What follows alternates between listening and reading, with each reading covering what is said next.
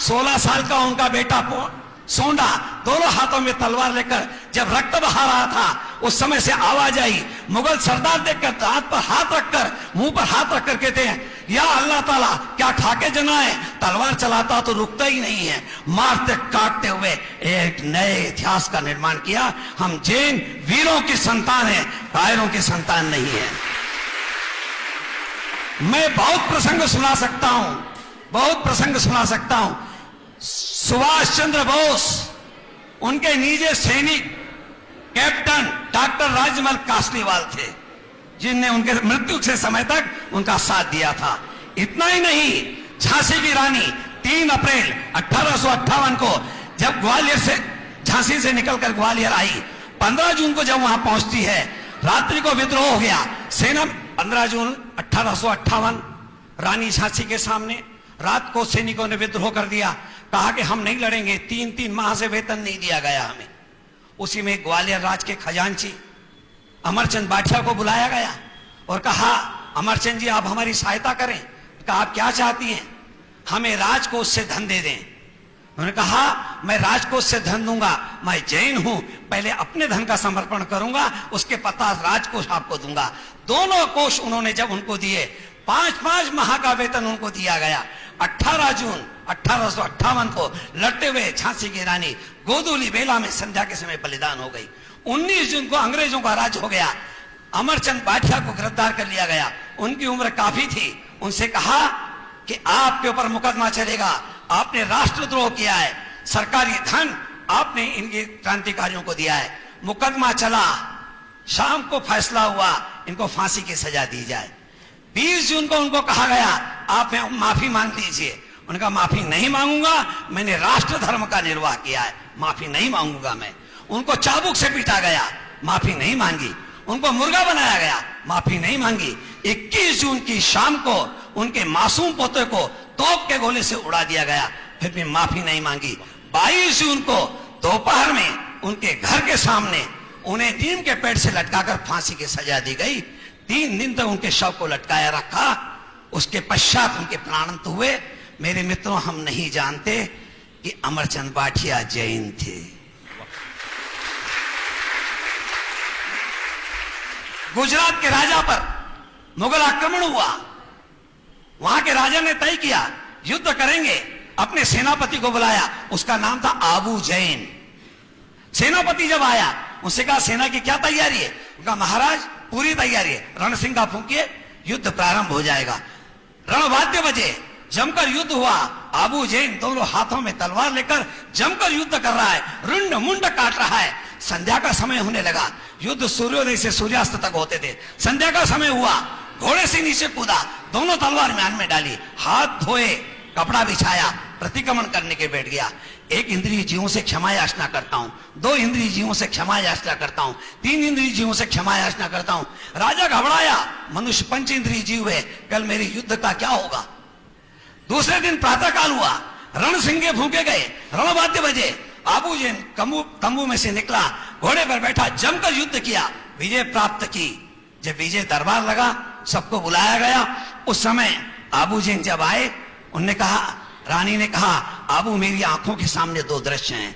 एक और तो तुम दोनों हाथों में तलवार लेकर रुंड मुंड सुंड काट रहे हो, और एक और तुम प्रतिक्रमण करके 1 इंद्रिय जीवों 2 इंद्रिय जीवों से क्षमा याचना कर रहे हो। ये क्या है? मेरे यहां जितने नौजवान मित्र बैठे हैं, उनको उसका उत्तर सुनना चाहिए।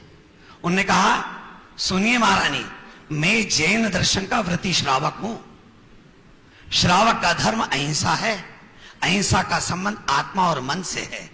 मैंने अपनी आत्मा की दृढ़ता और मन की निर्मलता के लिए मैंने प्रतिक्रमण किया है। ये मेरा व्यक्तिगत धर्म है, मगर ये शरीर इस राष्ट्र के अन्न से बना है, इसलिए इस राष्ट्र के लिए युद्ध कर मैंने राष्ट्र धर्म का पालन किया है। दुनिया में जैन धर्म एक ऐसा धर्म है जो व्यक्तिगत धर्म और राष्ट्र धर्म की स्पष्ट व्याख्या करता है। जिस समय श्रवण बेलगोला पर आक्रमण करने के लिए आया, तो वीर खड़ा हो गया और उसने कहा, मैं अपने मंदिरों को टूटने नहीं दूंगा। जमकर युद्ध किया और शर्त रखी जीतने के बाद में एक भी मंदिर टूटना नहीं चाहिए। आज श्रवण बेलगोला यदि सुरक्षित है तो उस वीर के कारण है, वीर नायक के कारण, जिसके कारण आज हमारा तीर्थ स्थान सुरक्षित है। मैं सैकड़ों घटनाएं सुना सकता हूं, पर आपके पास धैर्य भी नहीं है और मेरे पास भी समय नहीं है, इसलिए निवेदन करना चाहता हूं। भारत की सेना में जो सर्वोच्च पद से सेवानिवृत्त हुए हैं उनका नाम है हरिप्रसाद जगत प्रसाद जैन, जो सेना के सर्वोच्च पद से सेवानिवृत्त हुए हैं। इंदौर का गौतम जैन राजौरी के युद्ध में लड़ते लड़ते बलिदान हो गया, जिसकी उम्र मात्र 26 वर्ष की थी। एक जैन दिगंबर जैन युवक 26 वर्ष का काकौरी के राजौरी के इस युद्ध में बलिदान हुआ। अभी अभी की घटनाएं, बहुत लंबी घटना नहीं। चलिए और संक्षिप्त करता हूं। महाराष्ट्र में सांगली जिला है, सांगली जिले में दूध गांव है। दूध गांव की जनसंख्या 10,000 है, उसमें 7,000 जैन हैं। उनमें से 70 से 80 लड़के इसमें भारत की सेना में वे सब दिगंबर जैन हैं। 7 से 8 लड़कियां हैं जो वायुसेना में हैं, और वायुसेना के कैप्टन अमृता कोहले दिगंबर जैन हैं। British parliament house, India house की लाइब्रेरी ने आंकड़ा निकाला, 9 मई 1857 से 15 अगस्त 1947 तक जितने लोगों ने आजादी में भाग लिया, जिनका बलिदान हुआ, उनकी संख्या 7,32,780 है। अब ये अंग्रेजों का आंकड़ा है, अपना आंकड़ा है 3 करोड़ लोगों ने बलिदान किया इन 90 वर्षों के अंदर। ये जो आंकड़ा है 7,32,780 लोगों का, इनका शोधन किया गया। अगर आपको गौरव लगे तो ताली बजाना। इस संख्या में 4,800 जैन पाए गए हैं। इसमें 22 महिलाएं भी हैं।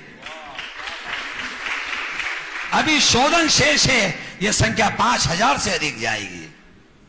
मेरे मित्रों, हम वीरों के संतान हैं, इस वीरता को धारण करें। और जिस दिन जैन समाज उस क्षत्रिय भाव को धारण करेगा, उस दिन इस देश का नया इतिहास होगा। अभी इस समय हम तो बनिए बन गए, अगर उस क्षत्रिय भाव को कोई चीज ने जीवित रखा है, इन जैन मुनियों ने रखा है, इन साधुओं अर्चकों ने रखा है। ये क्षत्रिय तेज है जिनने संकल्प लिया है दिगंबर रहने का, और कितनी भी बाधाएं उन सबको कुचलते हुए मार्ग बना लेते हैं। ये क्षत्रिय तेज है, ये क्षत्रिय संकल्प है।